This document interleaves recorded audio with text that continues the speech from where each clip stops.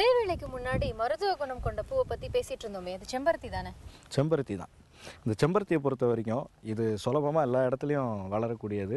நம்ம நிறைய இடங்களில் பார்க்கலாம். வீடுகளில் கூட பூச்செடிகள் வைக்கணும்னு நினைக்கிறவங்க செம்பருத்தி செடியும் ஒன்று வச்சுருப்பாங்க கண்டிப்பாக. அப்படிப்பட்ட செம்பருத்தியவே பிரதான பயிராக 1 ஏக்கர் பரப்பளவில் பயிரிட்டு நல்ல லாபமும் ஒருத்தர் சம்பாரிச்சிட்டு இருக்காரு. யார் அவர், அப்படி எங்கே பயிரிட்டிருக்காருங்கிற விவரத்தை தான் நான் அடுத்து பார்க்க போகிறோம். இன்றைக்குள்ள லைஃப் ஸ்டைல் பார்த்திங்கன்னா எல்லாருக்குமே ரொம்ப ஸ்ட்ரெஸ்ஸான லைஃப் ஸ்டைல். யங்ஸ்டர்ஸ்லாம் பார்த்திங்கன்னா பொதுவாக ஐடி அப்படின்னு போய்ட்றாங்க. இந்த யங்ஸ்டர்ஸ்லாம் வந்து ஸ்ட்ரெஸ்ஸான லைஃப்லேருந்து ரிலாக்ஸ் ஆகிறதுக்கு எல்லாருமே வந்து இப்போ அக்ரிகல்ச்சர் பக்கம் வந்துட்டு இருக்கிறாங்க. நானும் கூட அதை மாதிரி வந்த ஆள் தான். இந்த தோட்டத்தில் ஒரு பியூட்டி என்னன்னு சொன்னால், இந்த தோட்டத்தில் வந்து ஃபஸ்ட்டு பூ பூத்ததும் எனக்கு வந்து 2வது குழந்தை பிறந்ததும் ஒரே நாள் 1/2/2012 அன்றைக்கி தான் இந்த தோட்டத்தில் வந்து முதல் பூ பூத்தது. அது வந்து எனக்கு ரொம்ப சந்தோஷமான நாள். நான் இன்னைக்கு வரைக்கும் அந்த சந்தோஷத்தை நல்லா அனுபவிச்சுட்டு இருக்கிறேன். இவர் பெயர் முகமது இப்ராஹிம். தூத்துக்குடி மாவட்டம் காயல்பட்டினத்தைச் சேர்ந்த இந்த இளைஞர் ஒரு காலத்தில் காலணி தொழிற்சாலையில் தொழில்நுட்ப வல்லுநராக பணியாற்றியவர். இப்போது விவசாயத்திற்கு வந்து சாதித்திருக்கிறார்.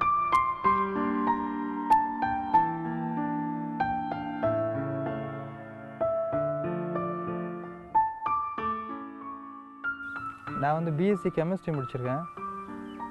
முடிச்சுட்டு ஃபுட்வேர் டெக்னாலஜி சிஎல்ஆர் சென்னையில் வந்து பண்ணேன்.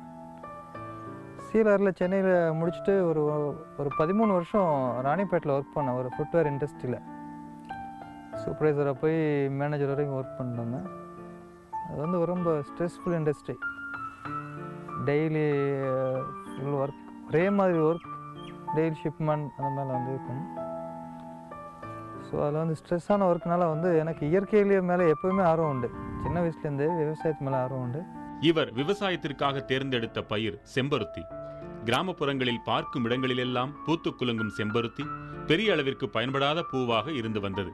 ஆனால் இப்போது அதிக லாபம் தரும் பயிராக மாறியிருக்கிறது. செம்பருத்தியை பொறுத்த வரைக்கும் இதயத்துக்கு ரொம்ப நல்லது. Heart medicines plus hair oil சம்மந்தப்பட்ட மெடிசின்ஸு எல்லாமே, பிபி, கொலஸ்ட்ரால், இது எல்லாமே இந்த செம்பருத்தியில் வந்து மருந்து எடுக்கிறாங்க. நம்மளே டெய்லி ஃப்ரெஷ்ஷாக சாப்பிடலாம். நல்ல ஆரோக்கியமானது கூட இது. செம்பருத்தியை பொறுத்தவரை குச்சிகளை வெட்டி வைத்து நடவு செய்யலாம். ஏக்கருக்கு 1200 செடிகள் வரை நடவு செய்ய முடியும். இது வந்து நர்சரியில் நம்ம வாங்கி கூட வைக்கலாம். இது கல்டிவேஷன் பண்ணும்போது என்ன பண்ணுவோம்னா வந்து பிளான்டேஷனில் ஃபஸ்ட்டு வந்து 6 அடிக்கு 6 அடி, செடிக்கு செடி, வரிசைக்கு வரிசை 6 அடி கேப் விட்டு ஒரு அடி அகலம், ஆழம், நீளம் உள்ள குழி எடுத்துருவோம். குழி எடுத்து அதில் முதல்ல இயற்கை உரங்களை போட்டு ஒரு 10-20 நாள் அப்படியே நாங்கள் அதை மக்க விட்டுருவோம். விட்டு அதில் ட்ரிப் இரிகேஷன் எல்லாம் அரேஞ்ச்மெண்ட்லாம் பண்ணிவிட்டு இந்த செடியை வச்சு நம்ம அதை குழியை மூடிடலாம். டெய்லி தண்ணி பாய்ச்சணும். களிமண்ணாக இருந்தால் ஒரு நாள் விட்டு ஒரு நாள் கூட பாய்ச்சிக்கலாம். வந்து இது ஒரு 6 மாதத்தில் பூ எடுக்க ஆரம்பிக்கும். 1 வருஷத்தில் வந்து நல்ல மகசூல் கொடுக்க ஆரம்பிச்சிடும். டெய்லி வந்து நம்ம அதில் பூ பறிக்கலாம். ஒரு செடியை நல்லா பராமரிச்சோம்னா, ஒரு தோட்டத்தை நல்லா பராமரிச்சோம்னா வந்து நம்ம டெய்லி அதுலேருந்து வந்து ஒரு 18லேருந்து 20 கிலோ ஃப்ரெஷ் பூ எடுக்கலாம். செம்பருத்தி மருந்துகளுக்காக பயிரிடப்படுவதால் முழுக்க முழுக்க இயற்கை உரங்களே இதற்கு கொடுக்கப்படுகின்றன. இதில் பூச்சி தாக்குதல்னு பார்த்தீங்கன்னா எப்பயாவது மாவு பூச்சி தாக்குதல் வரும். வேறு எந்த பூச்சி அதிகமாக தாக்குறது இல்லை, மாவு பூச்சி தாக்குதல் வரும். அது கூட நாங்கள் இயற்கையிலே கண்ட்ரோல் பண்ணிவிடுவோம். அந்த பூண்டு கரைசல், அப்புறம் அந்த சாம்பல்லாம் கூட அந்த மாவு பூச்சியை கண்ட்ரோல் பண்ணிட்டா இதில் வேறு எந்த தொல்லையும் இருக்கிறது இல்லை. இது மற்ற அதிகமான பூச்சி தாக்குதல்களோ அல்லது பூச்சி மருந்து அடிக்க வேண்டிய தேவையோ எதுவுமே இல்லை, செம்பருத்தியில் கிடையாது. பராமரிப்பு ரொம்ப கம்மி தான். இதுக்கு வந்து செயற்கை உரம், ரசாயன உரம்லாம் எதுவுமே கொடுக்கக்கூடாது. இது மெடிசினல் பர்பஸ்க்கு போகிறதுனால வந்து ஒன்லி இயற்கை உரங்கள் தான். இயற்கை உரம் மட்டும் தான் நாங்களும் தர்றோம். வந்து இதில் என்ன பண்ணுறாங்கன்னா, நாங்கள் வந்து அமிர்த கரைசல், அது வந்து 2 மாதத்துக்கு ஒரு தடவை நாங்கள் அமிர்த கரைசல் நாங்களே சொந்தமாக தயாரித்து அமிர்த கரைசல் வந்து சொட்டு நீர் மூலமாக கொடுத்துட்றோம். இன்னொன்று, இந்த செடியில் வந்து இந்த பூவோட வளர்ச்சி வைக்க வந்து மீன் அமினோ அமிலம் யூஸ் பண்ணுறோம். மீன் அமினோ அமிலம் வந்து அந்த மீன் கழிவு, வெல்லம் இதெல்லாம் மிக்ஸ் பண்ணி நாங்களே இயற்கையாக தயாரிச்சிடறோம். அமிர்த கரைசல் அப்படி தான். எங்கள் தோட்டத்துலேயே மாடெல்லாம் இருக்குது. நாங்கள் இங்கேயே தயாரித்து எதுவுமே எந்த ரசாயன உரம் வெளியிலேருந்து எங்கள் தோட்டத்துக்குள்ளே வர அனுமதிக்கிறது இல்லை. எல்லாமே இயற்கை உரம் தான் கொடுத்து. மீன் அமிலம் வந்து ஒரு 3 மாதத்துக்கு ஒரு தடவை கொடுத்தீங்கன்னா நல்ல பூ எடுக்க ஆரம்பிக்கும். செம்பருத்தி பயிரிட செழுமையான நிலமே தேவை என்று இல்லை. மாறாக தண்ணீர் குறைவான பகுதிகளிலும் கூட செம்பருத்தியை பயிரிட முடியும். சொட்டு நீர் பாசனத்தின் மூலம் நீர் பாய்ச்சலாம். உங்களுக்கு மானியத்திலே சொட்டு நீர் எல்லாமே கிடைக்குது. இப்போ கவர்மெண்டே வந்து 50% மானியத்தில் எங்களுக்கு கொடுத்தாங்க. இப்போ 5 ஏக்கர் கீழே உள்ள விவசாயிகளுக்கு வந்து 100% மானியம் ஃப்ரீயாகவே கொடுக்குறாங்க. அது ஸோ சொட்டு நீர் பொறுத்த வரைக்கும் ஒரு பெரிய பிரச்சனையே இல்லை. வந்துட்டு இப்போ சொட்டு நீர் நம்ம போட்ட பிறகு வந்து இந்த செடி வாங்கி நம்ம நட வேண்டியது மட்டும்தான். மருத்துவ குணம் கொண்ட செம்பருத்தி பூக்கள் இப்போது ஏற்றுமதி வாய்ப்பு மிக்க ஒன்று. செம்பருத்தி பூக்கள் காய வைக்கப்பட்டு பொடியாக்கப்பட்டு பின்னர் வெளிநாடுகளுக்கு அதிக அளவில் ஏற்றுமதி செய்யப்படுகின்றன. இப்போ வந்து இன்னைக்கு பறித்த பூ இது இப்போ காய வச்சுருக்கோம். இதெல்லாம் வந்து நேற்று பறித்த பூக்கள். பூ காஞ்ச உடனே இன்னும் நல்லா காய வேண்டியிருக்கு. இதெல்லாம் இது இன்னும் காயலை. இதுதான் வந்து நல்ல காஞ்ச பூ. இதுதான் வந்து நாங்கள் எக்ஸ்போர்ட்டுக்கு அனுப்புகிறது. இந்த கண்டிஷனில் தான் அனுப்புவோம். இது வந்து கெட்டு போகாது. இந்த பூ காஞ்சிட்டா வந்து கெட்டு போகாது. நம்ம ஸ்டாக் வச்சுக்கலாம். ஈரப்பதம் இல்லாமல் அளவுக்கு நல்லா காய வச்சிடணும். ஈரப்பதம் இருந்தால் பூஞ்சனை வந்துடும். ஈரப்பதம் இல்லாமல் காய வச்சுட்டோம்னா நம்மகிட்ட அப்படியே இருக்கும். இது வந்து உடனே விற்கணுன்ற அவசியம் இல்லை. பையரோட டிமாண்டை பொறுத்து நம்ம அவங்க கேட்கும் போது சப்ளை பண்ணிக்கலாம்.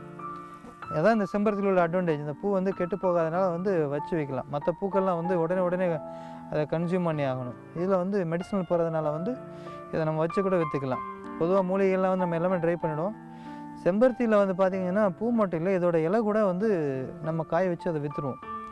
இலை கூட கிலோ வந்து ட்ரைடு லீஃப் வந்து ஒரு கிலோ 40 ரூபா வரைக்கும் விலை பையர்ஸ் வந்து கேட்குறாங்க. கேட்டீங்களா? எல்லாமே வந்து மெடிசினல் தான். பூ இலை ரெண்டுமே மெடிசினல் தான். செடி கூட வேஸ்ட் ஆகாது. செடியை கூட நம்ம திரும்ப கட் பண்ணி வச்சாங்கன்னா அது திரும்ப நிறைய செடிகள், ஒரு செடியில் நிறைய செடி உற்பத்தி பண்ணிக்கலாம். செம்பருத்தி பயிரிட பெரிய அளவில் செலவு செய்ய வேண்டிய அவசியமும் இல்லை. அதே சமயம் தொடர்ச்சியாக வருவாய் வந்து கொண்டிருக்கும். இந்த 1 ஏக்கர் பூ பறிக்கிறதுக்கு வந்து ஒரு 2 லேபர் இருந்தால் போதும். அவங்களுக்கு வந்து ஒரு நாளைக்கு வந்து 120 ருபீஸ் அந்த மாதிரி சேலரி. 4 மணி நேரம் பூ பறிச்சிருவாங்க. அவ்வளோதான் அதில் வேலையை. இதில் வந்து செலவுன்னு பார்த்தா நமக்கு எந்த செலவுமே கிடையாது. எல்லாமே நம்ம தோட்டத்தில் தயாரிக்கிற உரங்களே கொடுத்துடலாம். வெளியிலேருந்து எந்த இதுவும் வாங்க தேவையில்லை. 1 ஏக்கர் நீங்கள் மொத்த செலவு பார்த்தீங்கன்னாலே வந்து ஒரு 25,000லேருந்து 30,000 தான் வரும். ஆனால் அதோட வருமானம் பார்த்திங்கன்னா 1 இயர் கழித்து டெய்லி வந்து உங்களுக்கு நல்ல தோட்டத்தை பராமரிச்சிங்கன்னா ஒரு 800 ரூபாயிலேருந்து 1000 ரூபாய் டெய்லி உங்களுக்கு வருமானம் கிடைக்கும் இந்த தோட்டத்துலேருந்து. நான் சொல்கிறது வந்து 1 ஏக்கர்லேருந்து நல்லா பராமரித்தாக்கா அந்தளவுக்கு இதில் வந்து வருமானம் இருக்குது. இந்த 20 கிலோ ஒரு நாளைக்கு கிடைக்கிற பூவை ட்ரை பண்ணோங்கன்னா வந்து நமக்கு 4லேருந்து 5 கிலோ ட்ரை பூ கிடைக்கும். அந்த பூ வந்து இப்போதைக்கு வந்து ஒரு 160 ருபீஸ் பெர் கேஜி அந்த மாதிரி போய்ட்டுருக்குது. 1 ஏக்கர்லேருந்து 4 கிலோனா மாதத்துக்கு வந்து 120 கிலோ அந்த பூ பறிச்சிடலாம். வருஷத்துக்கு வந்து ஆவரேஜாக 1 to 1.2 டன் ஃப்ளவர் கிடைக்கும். செம்பருத்தி பயிரிட்ட 6 மாதங்களில் இருந்து மகசூல் கிடைக்க தொடங்கும். 20 ஆண்டுகள் வரை செம்பருத்தி செடி பலன் தரும். நார்மலாக வந்து இந்த காலத்தில் இளைஞர்கள்லாம் வந்து விவசாயத்துக்கு வர்றேன்னு சொன்னால வந்து ரொம்ப பெரிய விஷயம். அவங்களுக்கு நார்மலாக எல்லா இடத்துலையும் எதிர்ப்பு இருக்கும். எங்கள் வீட்டில் கூட எனக்கு அப்பா அம்மா எல்லாருமே வந்து ரொம்ப எதிர்த்து வச்சாங்க. எங்கள் ஃபேமிலியில் பார்த்தீங்கன்னா எல்லாருமே வந்து பிஸ்னஸ் பீப்புள். நீ எப்படா போய் விவசாயத்தில் சாதிக்க போகிறான்னு சொல்லி வந்தாங்க.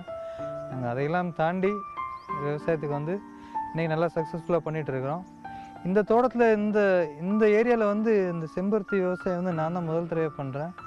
அக்கம் பக்கத்து விவசாயிகள்லாம் வந்து ரொம்ப ஆர்வமாக ஆச்சரியமாக வந்து கேட்டாங்க, எப்படிப்பா நீ இதில் சாதிக்க போகிறான்னு சொல்லிட்டு. ஆனால் இன்றைக்கி நல்லபடியாக போய்ட்டுருக்குது. ஃப்யூச்சரில் வந்து நாங்கள் இதை பெரிய லெவலில் எக்ஸ்பேண்ட் பண்ண போகிறோம். இதோட வந்து கோட் ஃபார்ம் அந்த மாதிரிலாம் வைக்கலான்னு சொல்லிட்டு ஒரு பிளான் இருக்குது. நியர் ஃப்யூச்சரில் நாங்கள் அதை ஆரம்பிச்சிடுவோம். அதை அடுத்து நம்ம பார்க்க போகிறதும் ஒரு பூவை பற்றி தான். ஆனால் இது அலங்காரத்துக்கு பயன்படுற பூ கிடையாது. அது என்ன பூன்னு யோசிச்சுட்டே இருங்க, இடைவேளை முடிகிற வரையும்.